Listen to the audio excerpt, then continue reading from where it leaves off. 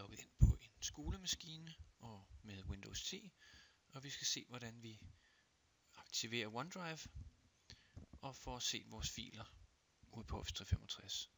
Vi starter med at gå ned i søgefeltet og skrive OneDrive.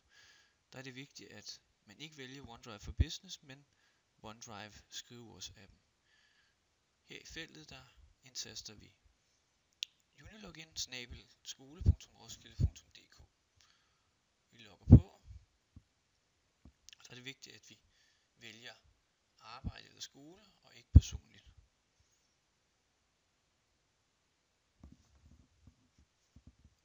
Vi venter på, at den kommer videre her, og skriver vi vores unilogin og vores kode.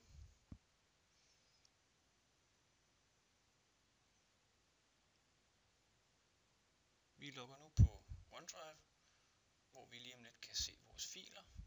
Her trykker vi næste, og her kan vi se vores mapper.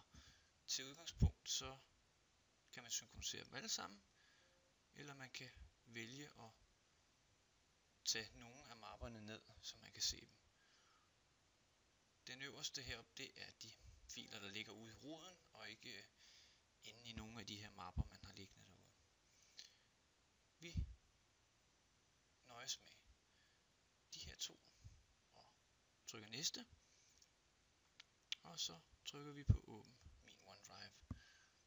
Så går der et øjeblik, så åbner stifinderen, og vi kan se herude, at vi har fået koblet drevet på, så vi kan se vores mapper. Og den er lige færdig med at synkronisere lige om lidt. Sådan.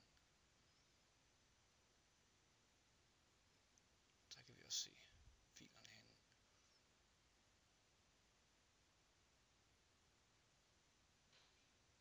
Vi kan lige lave en genvej, hvor vi lige fastgør den til proceslinjen. Og hvis vi lukker det her ned, så kan vi tilgå det ved at trykke på stifinderen her og have en hurtig adgang til vores filer ude i OneDrive. Vi kan også lave en fil på skrivebordet. Vi kan lave en tekstfil, som vi skal have op i vores OneDrive. Og for lige at simplificere det, så laver vi bare hurtigt et dokument. Og så åbner vi OneDrive. Og så trækker vi det over i vinduet her, og så kan se, at den synkroniserer.